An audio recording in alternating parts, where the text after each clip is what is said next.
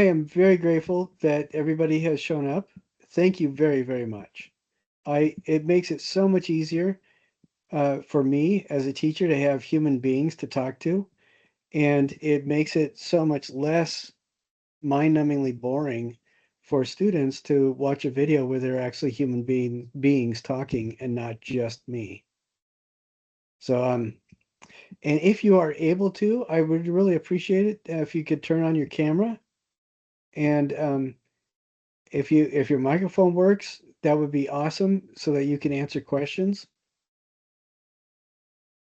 The way that we get credit, thank you, David, and thank you, Susan.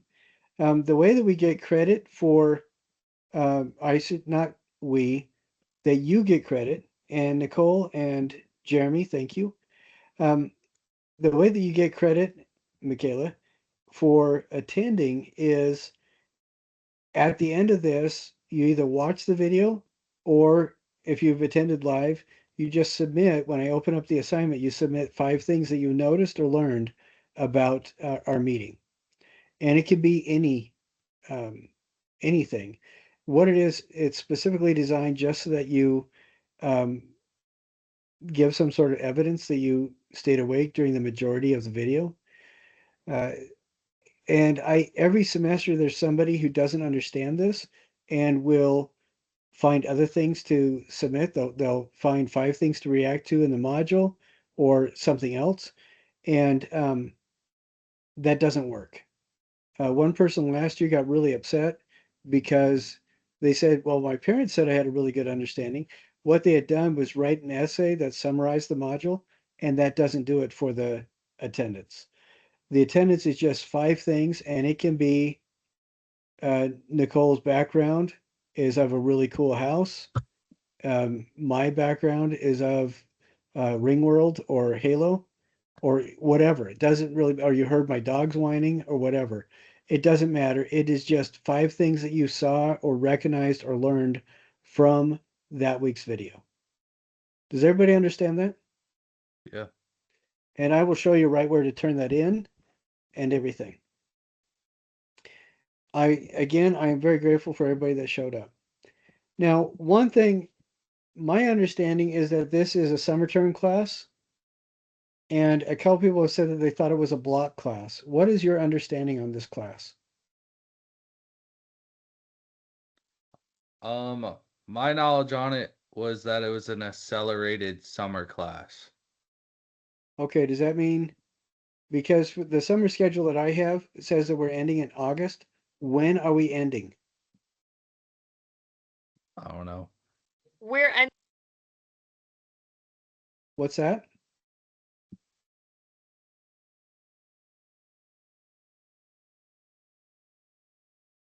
I am just trying to find, I'm trying to look this up. I can look too.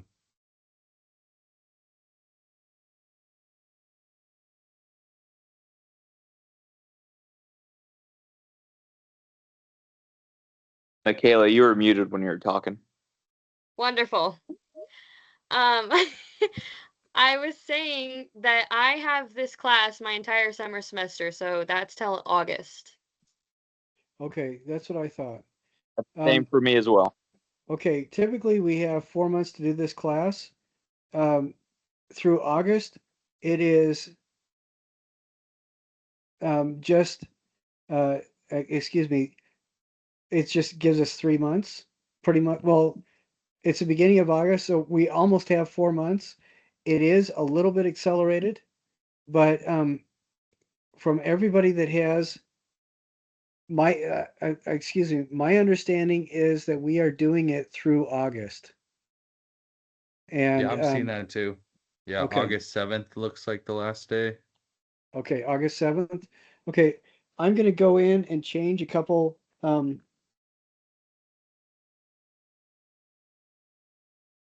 One of the things that you will notice about me is that my brain is like a pachinko machine, and I will sometimes have entire conversations with you. Like I've already been talking to Susan the entire class, but she has no idea because I've had this conversation in the background of my head. And same thing with Jeremy. we've been talking the entire class, and the poor guy, has no idea because my brain, I think a lot of different things at the same time, and my kids call it the pachinko head. You know, that game that has all the little teeny steel balls that run through all the pegs. So August 7th is what is the end date. Yeah, that's what it says. I think is the final Okay. assignment due date. All right. Okay. I will go through. There's a couple things that I do need to change, but that won't affect the first month or so of us together. So, all right. Thank you. That lines up exactly with what I was told, but a couple people said accelerated, and I think that from the university's perspective, you have like 16 weeks in a typical semester, and I think summer we only have 14, and so technically that is accelerated, but it just sounds like we're going to be the way that the person told me, it sounded like we were going to be cramming 4 months worth of stuff into 2 months, and I don't want to do that to anybody, at least nobody I like. So um, let's pretend we said all that outside of class, but why is everybody here for this class? Why did you pick 1010, and why did you pick this particular section? And if like three of you want to answer, that's great. And I would like to know what you do in your normal everyday life. Woman. I'll go first. Okay. This is my first term at Utah Tech. I'm a retired special ed teacher, so I need to keep myself off the street. So I thought starting in the summer would be kind of let me ease into it a little bit. Art is just something that I've always been interested in. I attempt to do things, but I end up just spending a lot.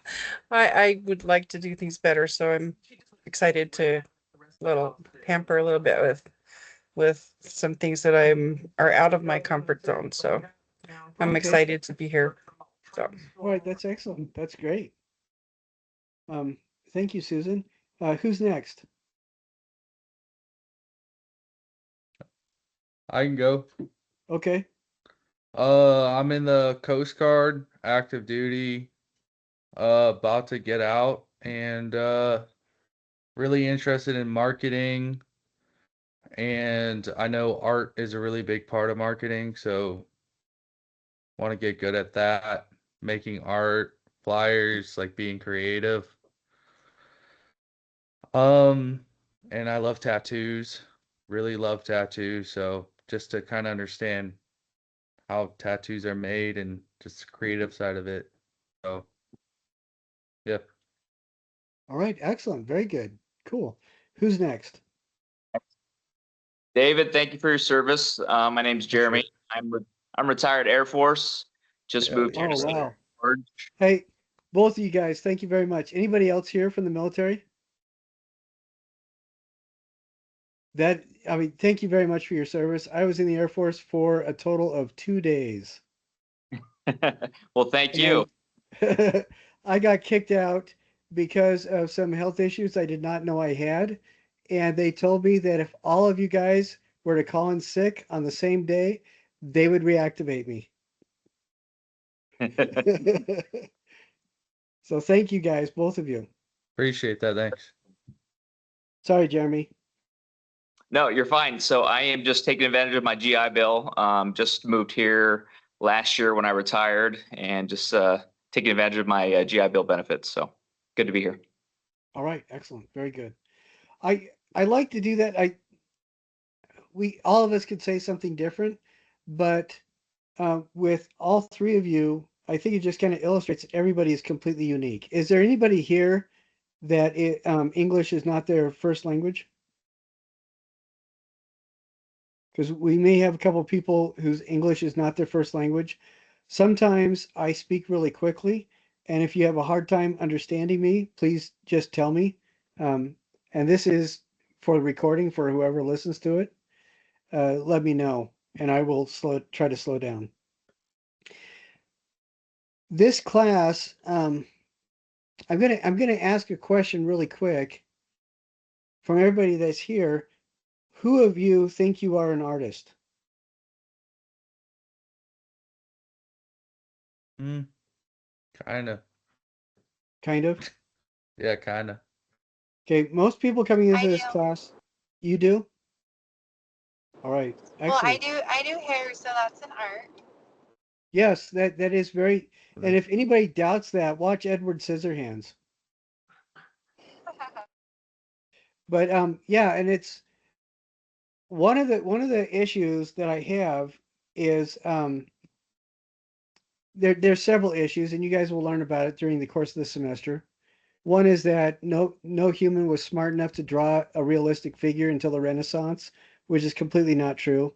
People were doing photorealistic work thousands of years before the Renaissance. But and another one is that people before our time were too stupid to do things like we do them.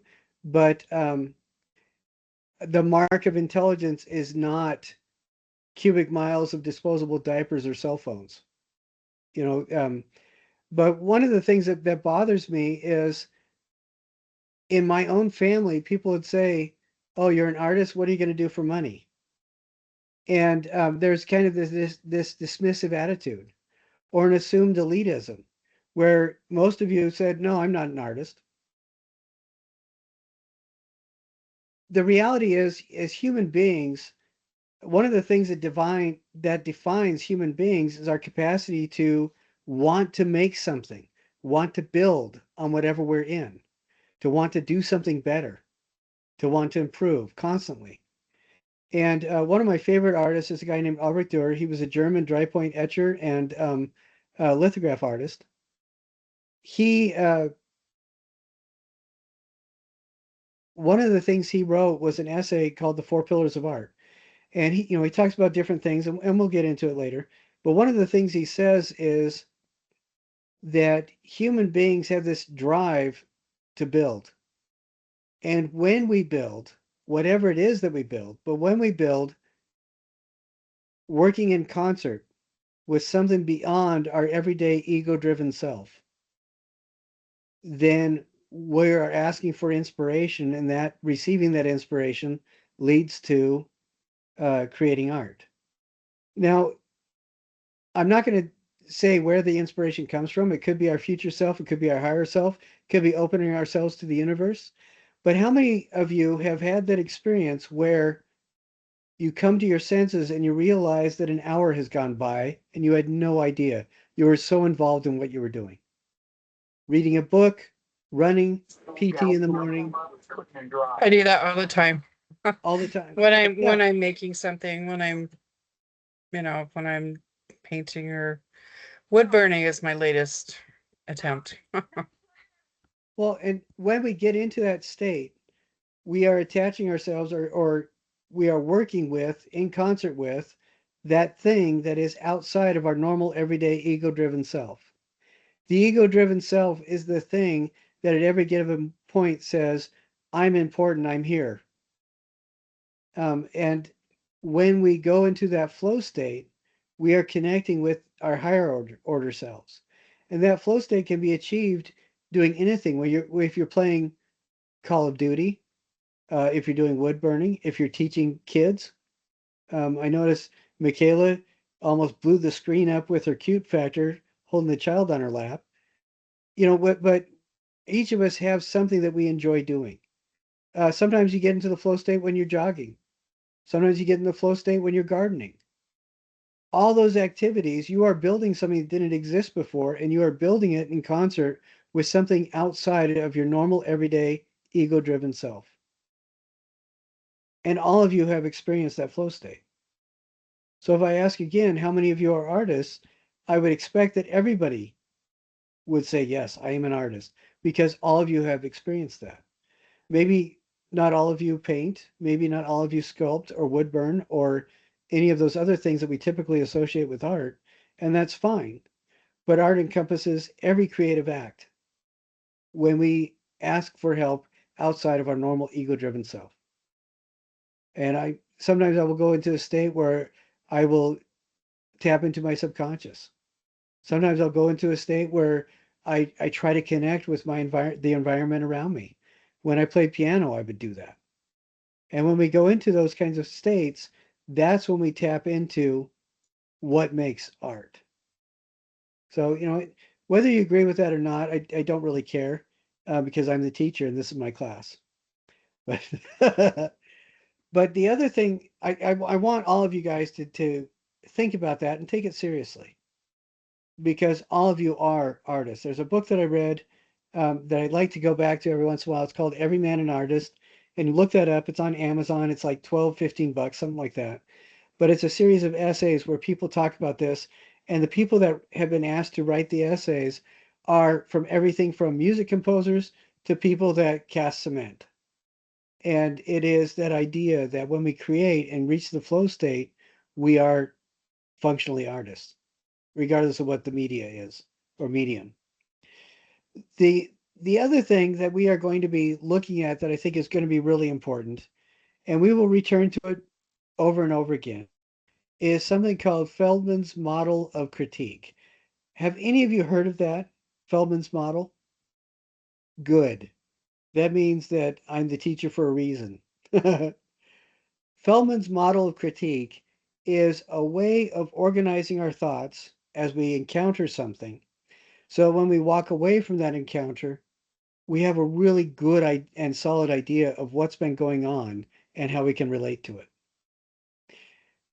Feldman's model, we're going to be applying this specifically as it relates to art, but it can relate to absolutely any situation and anything that we encounter. How many of you guys have had bad experiences with the word critique or critical? Yeah, it has a negative connotation. But what critical actually means is with intent. That's the synonym. And what it's come to mean is something a lot darker. But what we are going to be doing is we are going to be observing and thinking with intent, and we're going to use the word critical to mean that with intent. The 4 steps to Feldman's model of critique are describe, analyze, interpret, and evaluate. If you think of those words, and for you military guys, I mean, this very much applies to what you've been doing in your job all the time. You assess the situation. That's what you describe. You try to figure out how that situation came to be. That's where you analyze. You try to figure out what it means, extrapolate where it fits in the grand scheme of things and how it relates to you. That's where the interpret comes in. And then finally, you either determine what you're going to do to respond to it, or you figure out whether or not it should be left alone. And that's where you evaluate. When we apply this to art, we're looking at the impact of the thing that we're encountering, regardless of what that thing is. We're trying to figure out how it's made to feel the way that it feels or how it is put together. That's the analysis. We're trying to figure out what its possible meaning is, both to us and to whoever made it. And that's the interpret. And then we're going to determine whether or not it's successful. Either if our experience is successful, if the artist was successful in creating what they were doing, or whatever success means for that particular situation. And that model as applied to everything from computer engineering to nursing. That's the spectrum of students that I've had in this class. So it does apply to absolutely everything. And what we're going to be doing is, rather than giving you a big, horrible, nasty, awful project, I'm going to be giving you little tidbits throughout the modules for the course of the semester. And by the time that you're done, when you look back, you'll see that those 4 or 5 steps help to create a significant project. And we're going to do that for a couple different things. But in the background, what we're going to be constantly referring to and referencing is Feldman's model of critique, those 4 tools. I'm just saying this right now. As we go through each module, you need to scan each of the pages and open them in sequence in order to get to the assignments. I think several of you have already discovered that. But as you do that, you'll be reintroduced to this model of critique over and over again. And in about a month or so, you're going to be doing it automatically, whether or not you realize it. And I think you'll also realize that this is something that you do. All of you guys are professionals. All of you folks have jobs. This is something that you do in your jobs automatically. But I think by being aware of it, it helps us to be a little bit more precise in our language and our thinking as we address these situations or these encounters. Specifically in this class, it's art, but with you, it will be whatever you encounter in your job or whatever you do. Um, I'm gonna. This will make sense in just a second. I'm gonna to go off track for just a couple minutes. How old do you think the word is? The word blue is for the Western world. I'm talking North Africa, Mediterranean, Europe, the Americas. How old do you think that word is? And if nobody wants to guess, that's fine because you'll probably be wrong. That word is as about 2600 years old, and that's it. How long has the color of blue been around? For 14.7 billion years, since the Big Bang. It's a wavelength of light. But what's fascinating to me is when Homer started writing, right before he started writing, nobody had a word for blue. Even though the Etruscans, which came before the Greeks, even though the Etruscans painted with blue, even though blue was used by the Picts and the Celts and the Goths and everybody else in Europe at the time, we're talking 2,600 years ago, nobody had a word for it. If the Greeks referred to it at all, it would be wine dark or bright. Bright is how they describe the blue sky. Wine dark is how they describe the blue sea. And then Homer introduced the word blue in his writing. Now, how many words can you think of for blue? We have azure, turquoise, cerulean, of course, blue, indigo. How many words can you think of that are blue? Several. And when we think about all those words, we can see different shades of blue too in our brain. Am I right? This is an example of the ability that precision in language gives you to precision in thinking.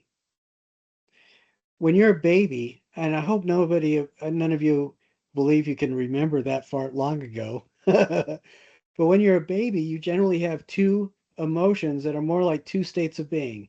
You're either satisfied or dissatisfied. By the time you're maybe 3, you start realizing that there are different emotions, and maybe you growl, or maybe you say you're upset, but you can't really articulate what kind of upset you're experiencing. You can't really articulate what kind of happiness you're experiencing, but you know there's more than one emotion.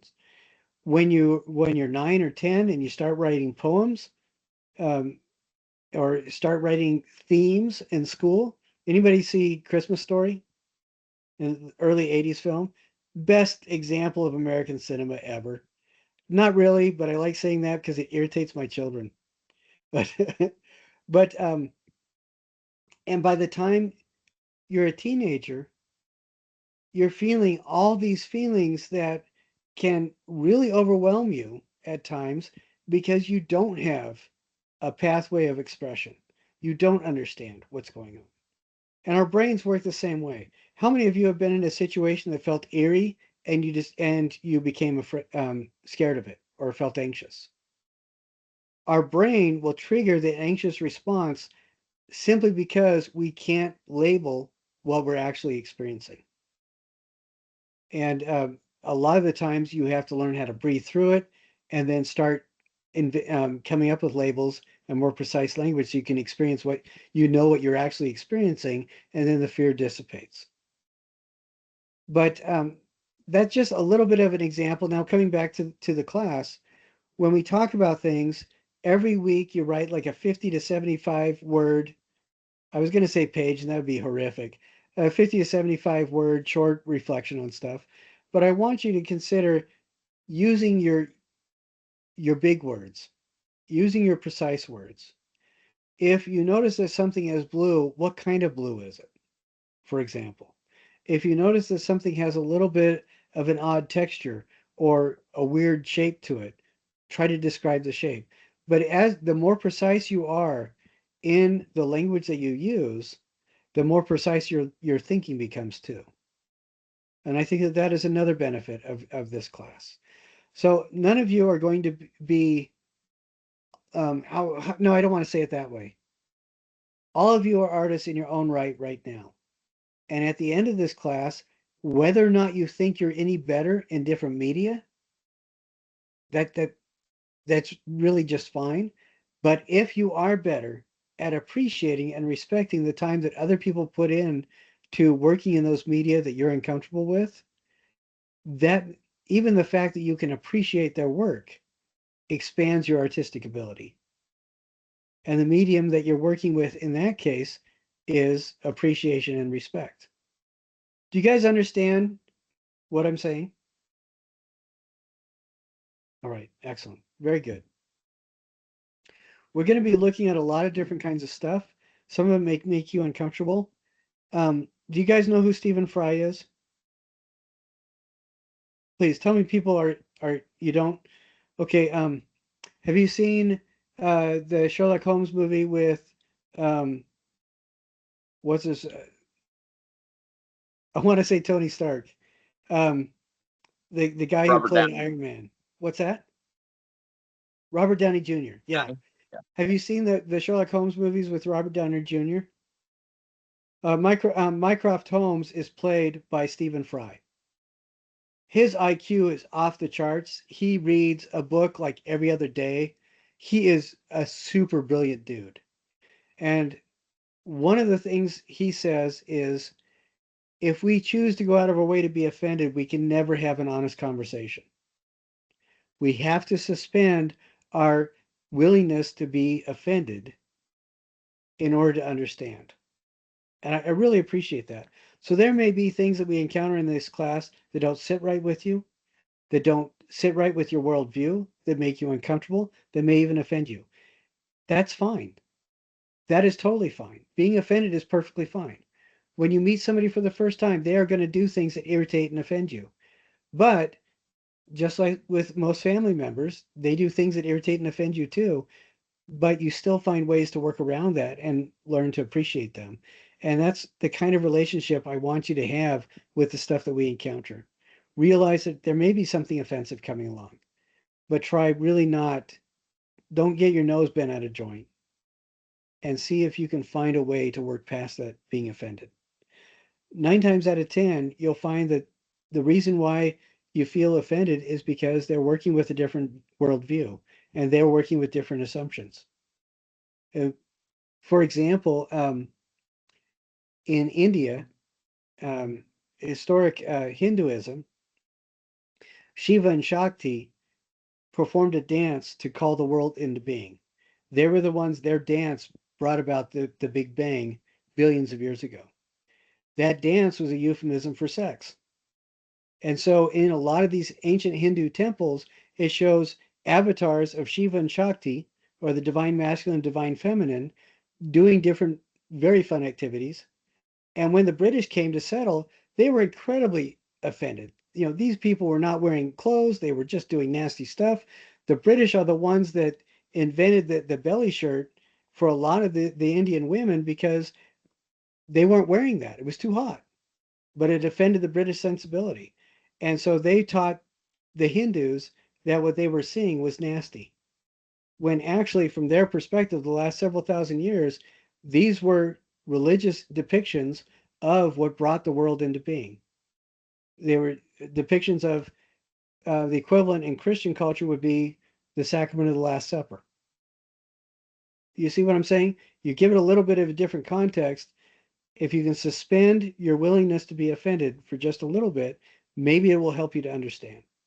So I just want you to keep that in mind. All right, I'm going to do some screen sharing, and I'm sorry it's not as exciting as it sounds. If that sounds exciting to anyone, I hope it doesn't.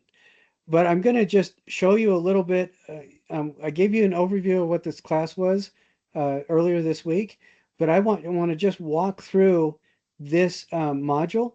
And as we're doing that, please feel free to ask questions and stuff. And I want to show you not just this module, but I'm also going to show you a couple things to be aware of. Remember, I told you that there's going to be, we have a couple large projects, but I'm splitting it up.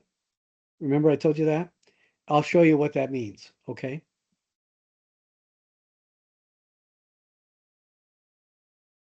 Have I offended anybody yet? Have I come close? Okay. Before we do that, I would just want to, I'm a folklorist too, and I'm also a pluralist minister. I think I mentioned that earlier this week. But in my folklore, I get asked to speak at the UVU Folklore Conference every year. And this last conference, about a month and a half ago, there were some students from another school that came. There was a guy that had been studying Dene culture. He had been kind of adopted by a couple families, and he was just sharing folklore about one of their really scary traditions and sharing some of the history about it. And these depictions that he showed for his talk, he had generated through AI to give you something, a visual representation, because you're not going to be able to go back in time very easily and take pictures from 200 years ago in a lot of these secret ceremonies. But from things that people told him and stuff, he generated AI pictures just to give us a visual reference. So an excellent presentation. And a couple of people, they started saying, well, who are you to speak for this group of people? Have you made, have you been adopted by the Navajo? What gives you the right to speak on their behalf? And then they said, and who gave you the right to use AI to generate any of these images and stuff like that? And they were just finding everything they could. He stayed calm. He was cool. They did everything they could to go out of their way to be offended by stuff. And so, of course, since I spoke next, I got up and said, hey, I just wanted, if anybody in this room is not offended yet, my talk next year is going to be on uh, phenomenology, tulpas, and the kindness and gentleness of the Nazi philosophers. And I just was hoping that everybody else in the room would get their nose bent on a joint. Sadly, those people that were so offended stormed out of the room and weren't able to appreciate the humor from any of the rest of the presentations. But anyway, I digress. I think the most offensive thing to me is I was raised with three Navajo brothers, and having these people assume that they needed to be victims so that these complete strangers could stand up for them on behalf of a guy who'd been adopted into Dene families. I don't know. That just bothered me. Anyway,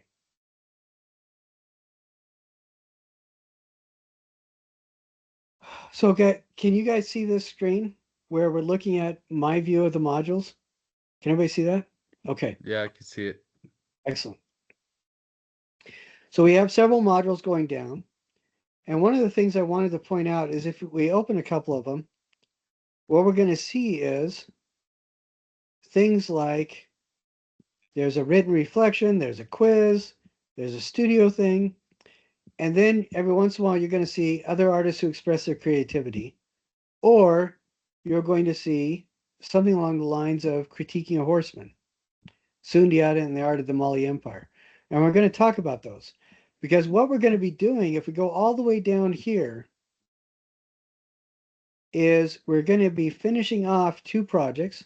One is creating for the Mali Empire, and one is an essay or video on the artist you chose. So there's a research project and a creation project. What is about both of these? It's too much work to do all at once, and so the opinion essay starts with module 3. You're going to be looking at different artists who express their creativity, and you're going to be picking one to do further study. Then a little bit later on, you're going to be after you pick that artist that you want to do more study on, you're going to write a list of sources. And these are basically going to be just websites. And then a little bit later, you're going to be making citations off of those websites, the URLs of which you picked in an earlier module. And then you're going to be referencing those sources when you write your essay. So by the time you get done, you're going to show your essay or your video, you're going to have all the sources properly cataloged and everything like that at the end, and it's going to look like a professional research paper. But you're just doing a little bit at a time. You're doing 4 different steps along the course of the semester. Does everybody get that? Because I think it'd be terrible of me to force you to do that all at once. I think it would be awful. Unless you really want to. But so that's one. That's the research one. The other one is I'm going to be introducing you to a guy named Sundiata. Have any of you heard of Sundiata? He was a 13th century king in Western Africa, in Mali, who conquered and liberated more lands than Julius Caesar and Alexander the Great put together. But in all the years that I've taught this, I've only had one person know who he was, and she was from Cameroon, which is one of the countries that he liberated. And his, I want to say his grandnephew was Mansa Musa, who was the richest man that the planet has ever produced, who at one point controlled like 1/6 of the world's wealth. Anyways, but he another name for him is the Lion King, and he was the original Lion King that became that story that I know you guys have all watched in the various movies and stuff. But why he's important is the culture that he brought to West Africa produced a certain kind of art, and you're going to use the 4 tools of artistic critique to evaluate that art, and you're going to be doing different things. This is where you start using it. You're going to be looking at that art and generating something as a result of your application of the tools of artistic critique. And I think that's right here, brainstorming something. And then at the end of the term, you're going to be creating something using AI. You're going to plug in a prompt that you've developed, applying the tools of artistic critique to what you observed looking at the art of the old Mali Empire. And I want to show you some of the stuff that people have generated from that. So let's.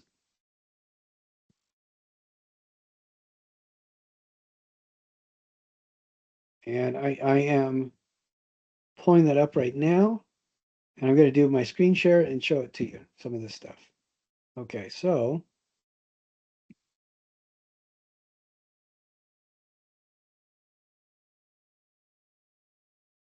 I used to make people do this in real life, but instead, I have you, when you plug this kind of stuff into AI, you are telling it exactly what you produce, and it produces it. So here the a pet grooming store based off Sundiata's Mali Empire. So this is a pet grooming store that looks like it was made in 13th century Mali. Here's a cell phone case. And these are not, they didn't ask AI to make these things. This is a really intelligent looking teacher giving a lecture. That was another one that somebody designed. Here's a beauty salon of the Mali Empire.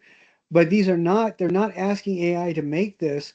What they are doing is developing a prompt with specific imagery that they collected and specific directions that they push the AI so that they create something that looks like it belongs at the Mali Empire. And what's really fascinating to me is that a lot of this looks very much like the visual language used to develop Wakanda. Isn't that interesting? So this is all stuff that people developed using the tools of artistic critique coupled with AI. So I just, it's kind of a fun thing that everybody can do. And none of these things, the elements to these projects, none of them take you more than an hour or two to do. But at the end, you have something that looks pretty significant. Okay. So that's an overview of the two big projects. Like I said, you're going to be just biting off a piece here and there. My dad used to say the fastest way to eat an elephant is a bite at a time, which I thought was dumb because I thought it would taste terrible. But if you take a little bit at a time, big things become rather doable. And that's how we're pacing it through the course of the semester. Does everybody get that? Do you have any questions about it? Okay. All right, for this first module, um, I talk about a number of different things, but this is where we're going to be introduced to the idea of the Lion King and artistic critique. With AI, if you really have an aversion against using it, let me know. We'll come up with a way that you can follow or accomplish the goals of those assignments without having to use AI. But you'll find that I don't really care what your opinion is. My job is not to tell you what to think, but you need to be able to articulate your opinion, and you need to use big person grown up words to do it. If you say, I hate it because it's evil, that doesn't do anything. All of you are educated. You can say, I feel really uncomfortable with the ethical implications of AI because I know the heavy metal waste and the heavy metal pollution that is um, becoming an integral development issue related to the development of AI. And I don't like that, what it's doing to our planet, so I don't want to use it. That's a lot better than I hate it because it's evil. Okay, so I hope everybody reads through these. That's a big thing in this class. You actually read through the stuff. But this is where we talk about, I already briefly introduced you to the tools of artistic critique a little bit, but I want you, this is the second element in that module. Everybody needs to watch this video. And I will link this video to the um, attendance assignment as well. Everybody needs to watch this video. And the reason is, how many of you guys have already seen this video? Anybody? Okay. Susan and Jeremy and Michaela, did you guys notice that it was a very structured way that they talked about the art? That structure follows those four tools of artistic critique. They begin by going through and discussing what the material is, where the lines are, how the lines are put together. They move into talking about how the guy made the decisions that they made when he put it together, how it was made, how they burnished it down and stuff like that. Then they start talking about what it could possibly mean, and that's when they start talking about exoskeleton on the inside or bones on the outside. Maybe it's an insect, and then really putting themselves into it. And then at the end, they talked about that it was successful because it really, by taking the time to look at it, it completely transformed how they thought about it. And so that's vital because that demonstrates what these tools are. And these are the four tools. I want everybody to go through this portion of the module, particularly pay attention to the vocabulary and pay attention to the questions. Each of these have a couple questions. And you can ask yourself your own questions. But what I want you to do is when you look at something, when you encounter something, start trying to go through the steps. The first is describe it. And just do this in your head. Just describe what you see. How long is it? How wide is it? What colors are there? Is it bright? Is it dark? Is it stylized? Is it naturalistic? Is it realistic? Or is it so abstracted you really can't tell what's going on? And then analysis. Does it look like it took a long time to make? Can you guess how they made it? Do they use long strokes or short strokes? Is it with paint? Is it with something else? Did they carve it? If they carved it, did they leave it jagged or did they smooth it down? those are the kinds of questions that are really good to ask. And interpretation, you're imagining now, where's the meaning? If you can use your big person words and articulate how you feel about something, and you can say it in such a way that somebody else understands your thinking process, regardless of whether or not you've met minds with the artist and your interpretation matches up with their intent, that doesn't matter because you are sit in a state of power by being able to articulate your version of the interpretation. All of you, the universe, one way of looking at things is the universe has spent 14.7 billion years getting everything right, exactly lined up just to the point where you are exactly who you are. Because on some level, the universe values you. And so you should feel that your voice has some importance, has some gravity, has some worth. I want you to use your vocabulary and precision of language so that you can express your words or your value with articulation. If somebody shows you something and you say yes, it's nice, that means a lot less to them than if you're able to talk about the colors, how it looks, the textures, an expression of some of the time it took for them to make it, the value that they put into it as an expression of their skill level and the time that they took.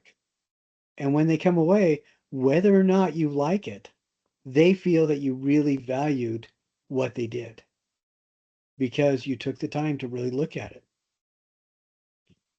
And I think that that's really a worthwhile way of doing things. And but this also applies to when you're dealing with kids.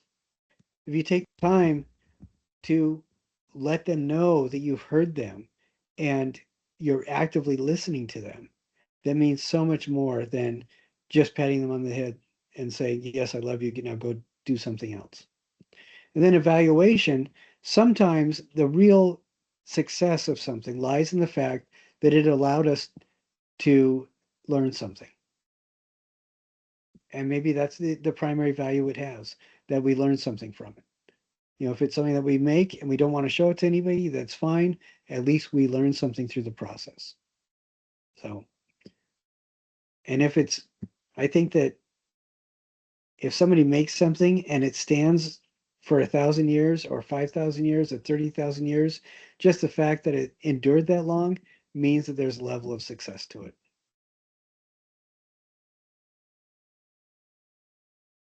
Anyway, so and then um, the rest of the time together, I want to talk a little bit about this, and then we'll go on with other stuff and answer questions and things like that. Now, the divided mind, what I am learning myself is the model of the thinking brain that I grew up with is not very accurate. There does seem to be physical locations in the brain that primarily target the process of some information over others. But it used to be believed that one side of the brain dealt entirely with analytical type stuff. So the left side of the brain and the right side of the brain dealt entirely with intuition, imagination, and all those soft and gooey type of thinkings. I don't really think that I think there's enough information out there to show that this is really not a model that should be taken as with complete consistency. However, it really helps us in kind of categorizing the two different ways of looking at stuff, and we need both of these. In I want to say 12th century Baghdad, there was a caliph who was really struggling because at that time in Baghdad, there were two different emerging schools of thought where one felt that the only value of the human mind resided in how it responded to inspiration and the gooey thinking. And the other way of thinking, the other school of thought was the only value that elevated humans from every other animal was the ability to apply scientific rationale and reasoning. And these people came to blows constantly. And the caliph had been praying and studying this out for a very long time, trying to figure out how he could get these two schools of thought to reconcile. And he had a dream where a phoenix and a dragon fought and then lived together in harmony. And this is kind of an Islamic version of the yin and yang, or the masculine and feminine ideal, or the active and passive principles. And what he said was that scientific rationale cannot perform a worthwhile function without imagination and inspiration. And inspiration and imagination can't really get anything done without targeted thinking that comes with scientific rationale. He said, so these two ways of thinking have to fit together. With my alchemy background, it's for me, it's more moon and sun. So the right side of the brain is kind of the moon side. It's the gooey side, and the sun side is kind of the left side. That's the rational thinking. That's the logic and the precision. Those kinds of things. Measurement is here. Um, Kind of saying my fish was this big is over here. And I think it helps to think of that those as two different windows of looking at the world as opposed to two different sides of the head or of the brain. Now, why does this matter at all? Have any of you heard of something called the reticular activating system, or RAS? It's an organ that's about the size of maybe 2/3 of your thumb, something like that. And it sits like right in between the two hemispheres of your brain. You have the corpus callosum that is responsible for the connections, the neuron firing information going from one to the other side of your brain. Um, but this reticular activating system does a really interesting job. Would you be surprised to know that at any given moment, your brain is encountering anywhere from 40,000 to a million bits of information? How many of those do you think you are ever consciously aware of at any given moment? Probably at most 20 or 30, at most. And there's potentially a million bits of information. What makes us aware of that 30 or 40 bits of information? The reticular activating system triggers the bits of information that are coming into our mind. It triggers a decision-making mechanism that activates our awareness of 30 or 40 of those bits of information. And what activates it is conscious choices that we're making throughout the day. An example of this is, have any of you stubbed your toe or stepped on a kid's toy first thing in the morning and the rest of the day has just gone to hell? Or conversely, first thing out of the morning, you smell cinnamon rolls or something else that makes you super happy, and the rest of the day is awesome. How many of you have had those kinds of experiences? Hopefully everybody. Well, that initial choice that you made in the day, oh, the day's gonna suck, or oh, the day's gonna be great, is the thing that triggered your reticular activating system so that it knows what information to send to your conscious awareness. And at any given point, we can change that. If we're having a good day and we start realizing, oh man, that phone that I have to answer is ringing every time I need to go to the bathroom. This sucks. You're only going to remember that. And your brain is going to be feeding back to you to reinforce that. But if you're having a bad day and you start thinking, well, you know what? I did step on this toy, but all the rest of the toys are put away. So that's not bad. And I didn't slam my fingers in the door today, so that's good. And you start focusing on that, then your reticular activating system starts picking up on the good things, and it feeds that back to you as well, and your day can improve. Now, why is that important? Because that's how our brain works. When we look for good things, when we look for bad things, they come. When we look, when we're able to actively engage both logical and imaginal thinking that expands our thinking process too. And there's other elements to this as well. And this is just a kind of an overview of the different ways that we think. Um, and what is fascinating to me is that our ancestors really got this. Now, this is from Europe, but you can see the same kind of thing around the world. And I'm talking about when I mean around the world, I mean when I say around the world, I mean around the world. From the Mayan settlements 1,000 years ago in Mississippi to Adam's calendar in South Africa to the rock art that we see that our Aboriginal ancestors did thousands of years ago. We see the same kind of awareness where there's a moon and a sun, and together they create balance. And here in Christian symbolism, they're united around a mother and child to represent the Christ consciousness. And that idea that transcendence comes, or real full person thinking comes, when the rational and the imaginal are in balance. I just think that that's fascinating. But this is not just a one off.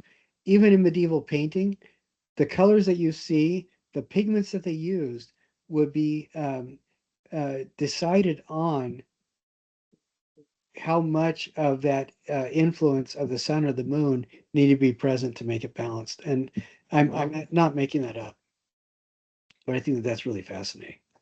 So I want everybody, how many of you have watched these videos? If you haven't yet, I want you to watch it.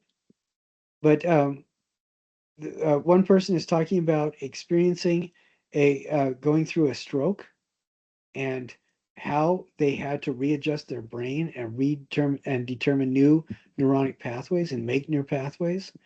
Another video is about um, talking about how these work together, these two different kinds of ways of thinking. And we are using the term hemispheres just because it's easy. That's not necessarily what it is. So I want you to watch those videos and then take this quiz.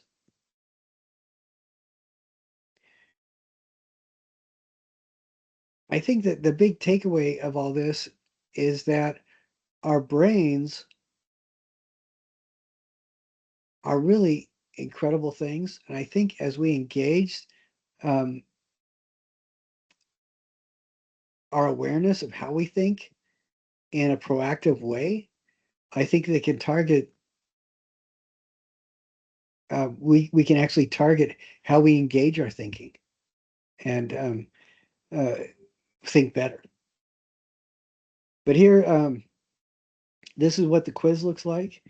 And again, if you don't get the quiz, a perfect score on the quiz, all of the quizzes you should be able to take as many times as you need to in order to get a perfect score.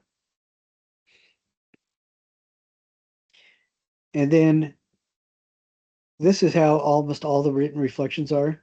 Think about the whole module, 10 to 15 minutes, and write a paragraph. Starts at 50 words. By the end of the term, you're going to be writing 100 words for a reflection. It just kind of slowly builds up. And then this is demonstrated with the contour drawings. And I wanted to show you guys, well, before I get into this, I'm going to stop sharing. Do you guys have any questions about any of the stuff that we've talked about? I had one question, sir. For one of the assignments, it said, let me pull it up real quick, sorry. It said like write a 75-word discussion post regarding, where is it? Written reflection, and it said write it based on a discussion post or something. Is this the discussion we're having that we reflect onto it, or What module are you looking at? it was for, I was trying to do it earlier and then I was like, I don't know if I should do it yet or not. It was for written reflection, the divided mind. Please take 10 to 15 minutes, write a paragraph from both the module and in-class discussion, but I didn't see us having a discussion on Then you the couldn't do it until after we Canvas talk. page. Okay, so Oh, the this is our discussion is discussion. this. Okay, Yeah, Roger. yeah. Thanks. Cool. So Appreciate it's that. the video, and so yeah, that's when I say discussion in those. That's what I'm talking about. Our this is our in-class discussion. So either watching the video or whatever. Okay, perfect. I thought it was like a written discussion or something. That's what I was used to. So perfect. Thank you.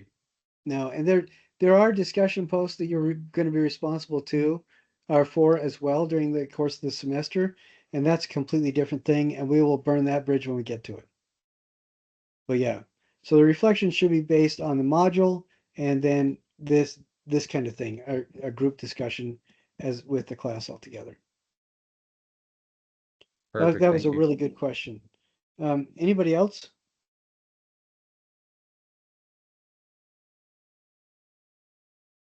I'm sorry, I was looking. Did anybody you can either speak out loud or raise your hand.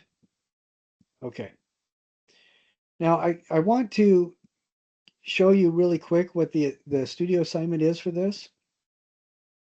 Um, each week we're going to have a different studio assignment, and some of them you're going to actually make stuff, others you're going to do stuff on the computer. And in this case, we're just playing around with a couple different things to kind of get an idea of how our brains are working and to just do stuff. What I like about this exercise, these are all four of these are hands, and some people have turned in their hands already, and I want to show you what they look like.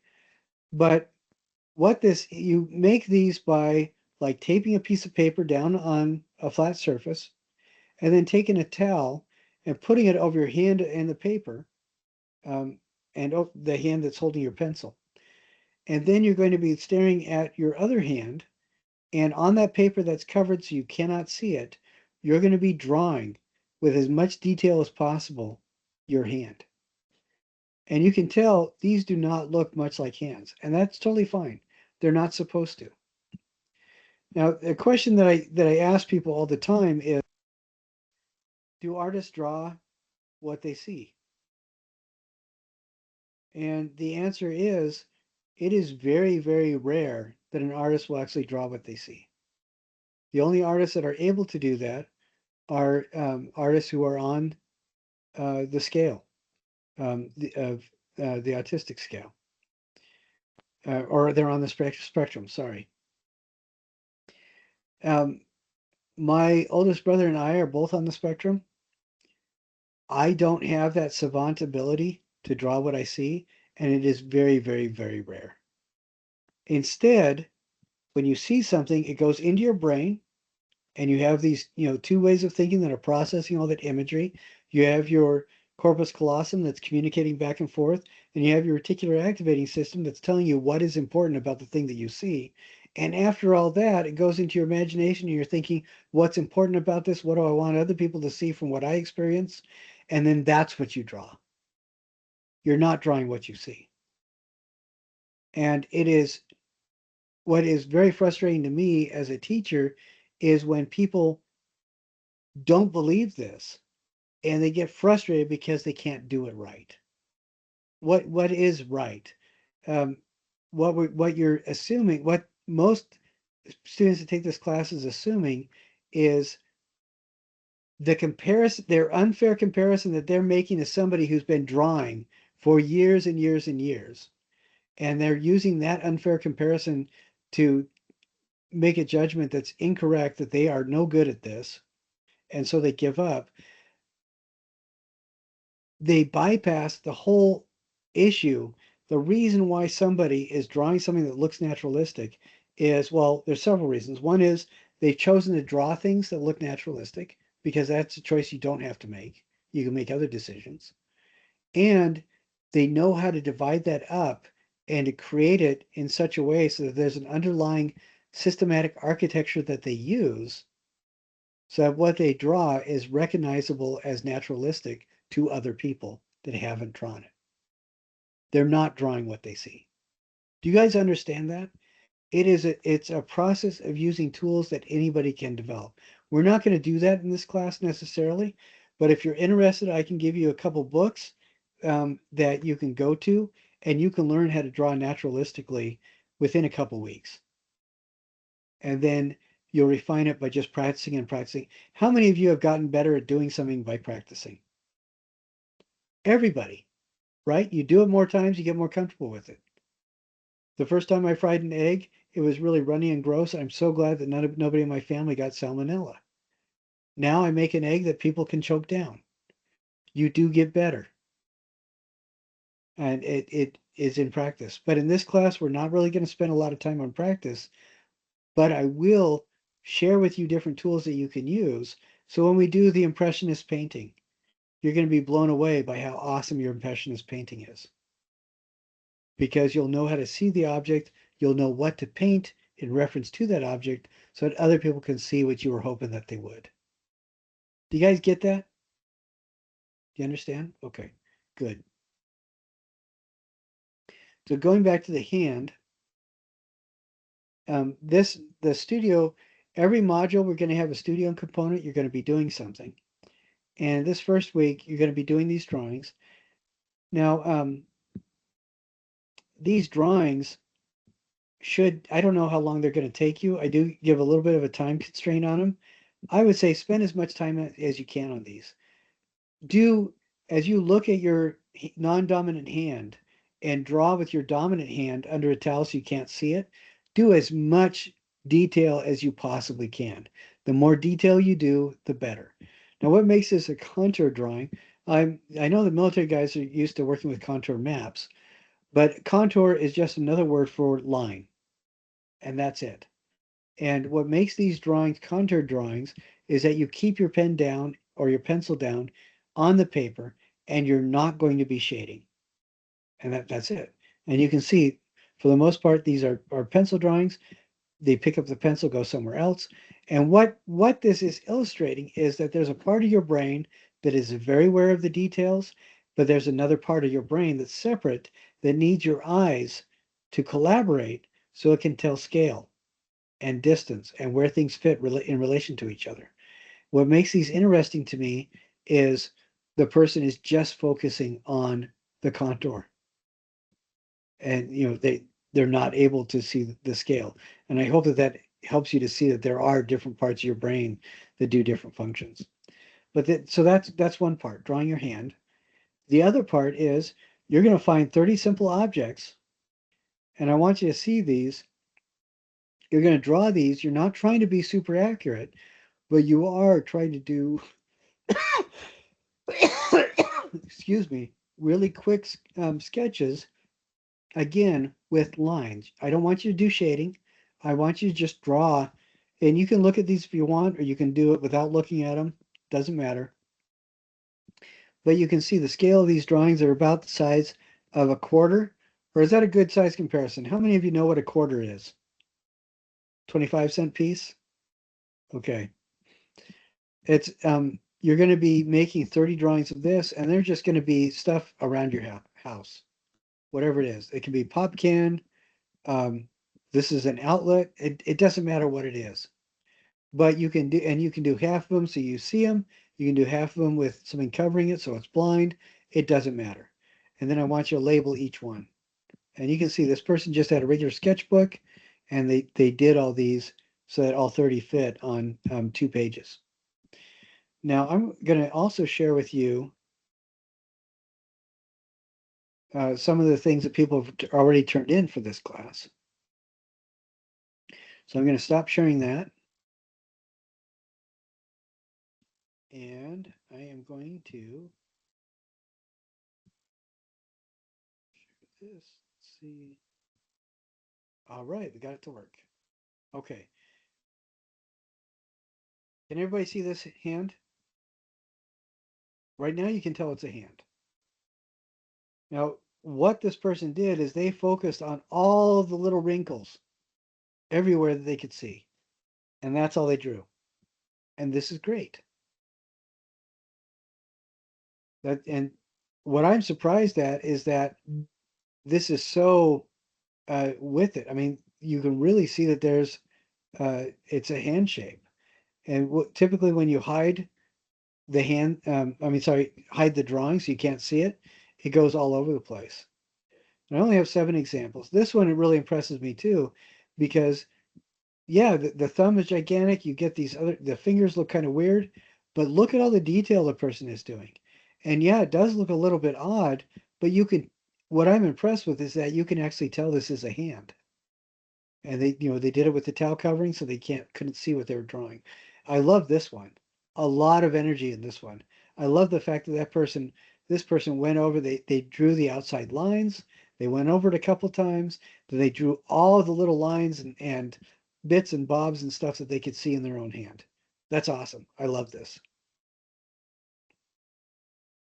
This really reminds me of Picasso's portrait of Igor Stravinsky.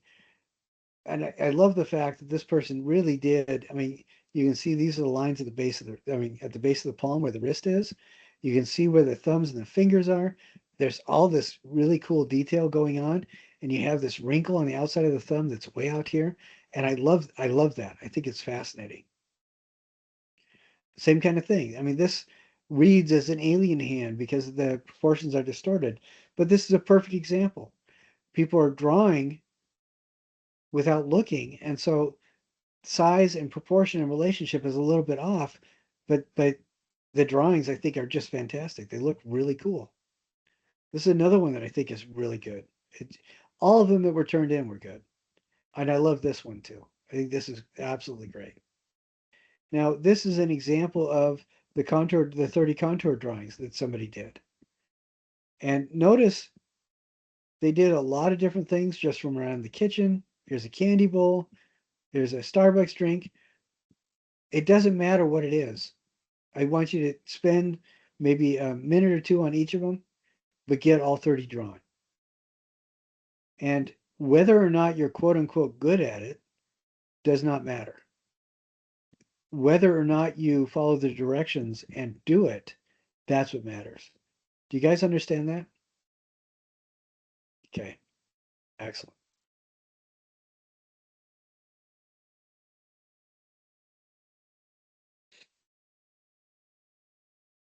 So that's what this assignment is. And to get full points, you need to turn in both the blind contour drawing of your hand and those 30 contour drawings. And again, what is contour? That word is synonym for Oh, lines. line. Exactly. Yeah. So no shading, just the line. So yeah, get as much detail as you want in, as you can in. If you want to make an area darker, do the lines next closer to each other. Like this area is darker because they cross-hatch the lines. Do that. Don't shade. All right. And normal household objects. Anything from a piece of cat food all the way up to a cereal bowl or light bulb, whatever. Doesn't matter. It just needs to be 30 of them. All right. Now I'm going to go back to the modules page. Okay, so that covers what we're going to be doing this week. Now I do have, you will notice that everything is due on Sunday. We meet on Thursday, but I'm not going to be grading stuff until like Wednesday. And I don't know. I want trying to figure out a way. We're meeting on Thursday. If we want to meet on Tuesday, we could probably do that. I would like you guys to think about it. Think what you want to do that way.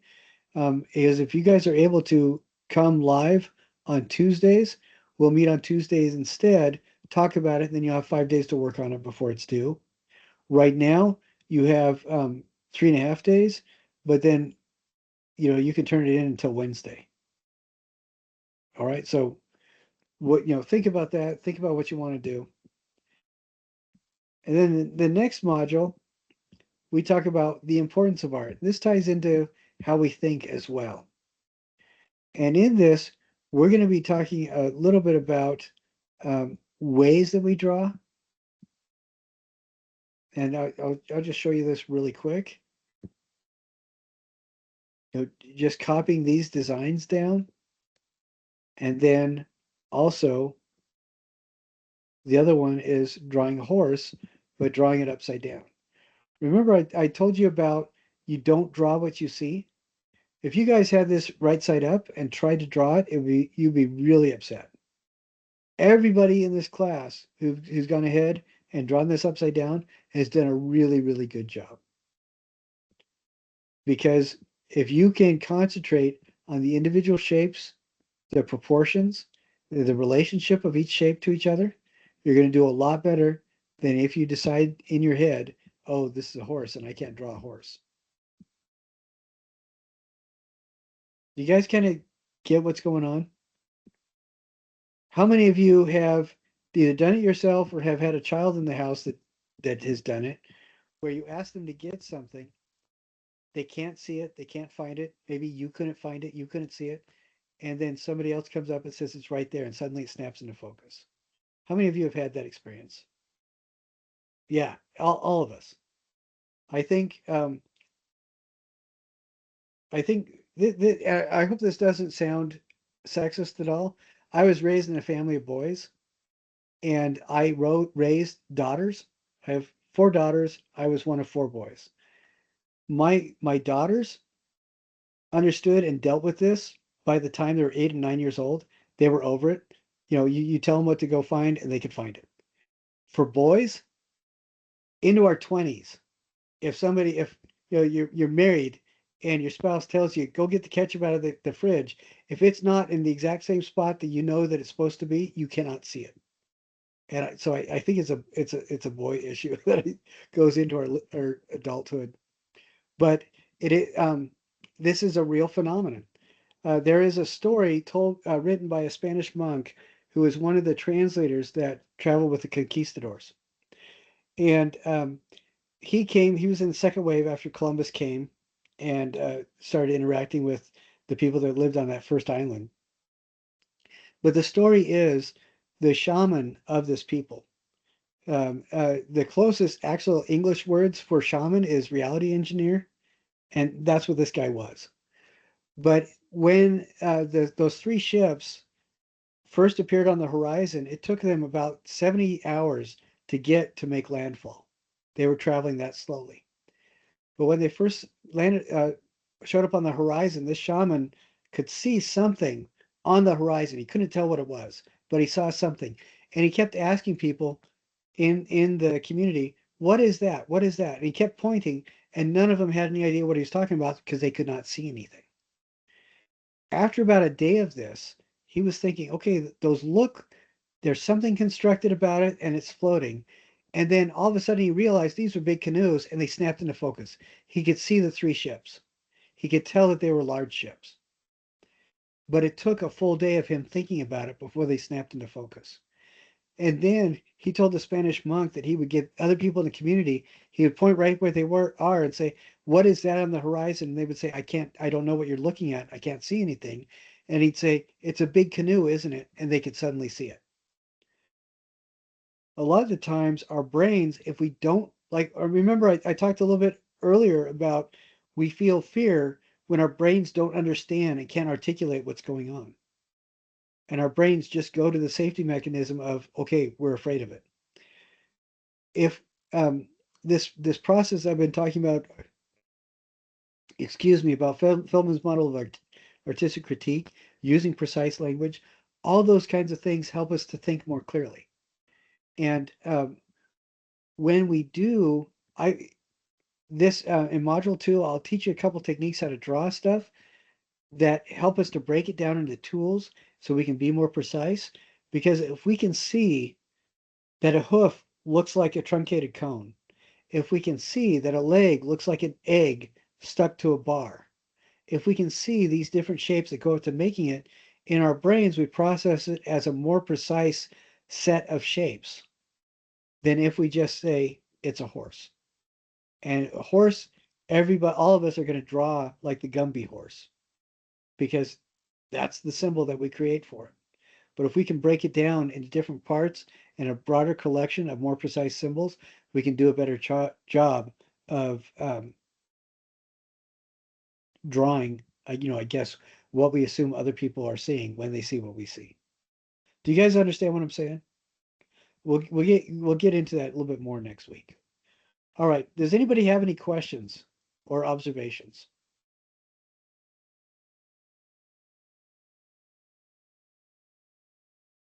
So I don't want you to really worry or stress about Sundiata, Molly, and picking an artist and things like that.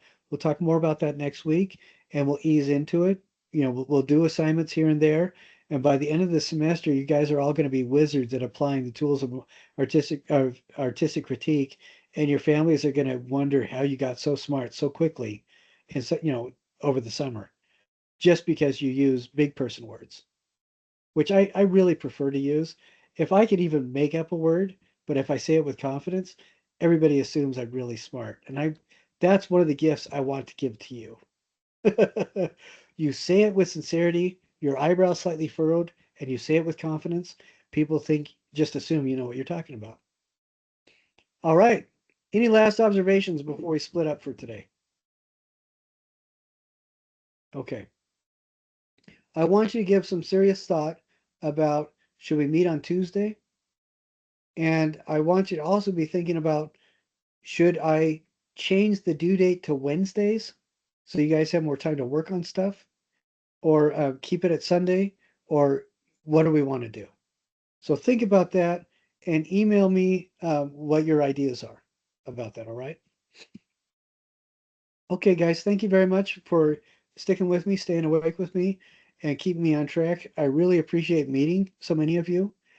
I One thing I want you to remember as we separate is, you can either look at things as if it doesn't matter, or you can look at things that everything has a specific intent. And some people choose to look at the whole universe as if that specific intent is to destroy them. And I don't think that's the case. My own personal view is, I would rather look at the universe from the perspective that it spent 14.7 billion years putting everything in place so that I could be where I am, where I need to be right now, and that I have value, and that everybody around me has value for the same reason, than to think that nothing matters. But that's just me. It doesn't really matter what your perspective is, but I hope that your perspective is a little bit more hopeful. And I do think that your voice actually does matter. So I hope at the end of this class, you have the confidence and the articulation to be precise about how you express that voice and how you express your observations as well. So thank you very much. I will see you next week. You guys have a wonderful weekend. I will see you either Tuesday or Thursday, depending on what you guys tell me. All right? Thank Okay, you very thank you. much. Have a All great right. night. You too. Good We'll seeing see you. you guys. Thanks, guys. Thank you. Night. Bye. Good Thank night. you.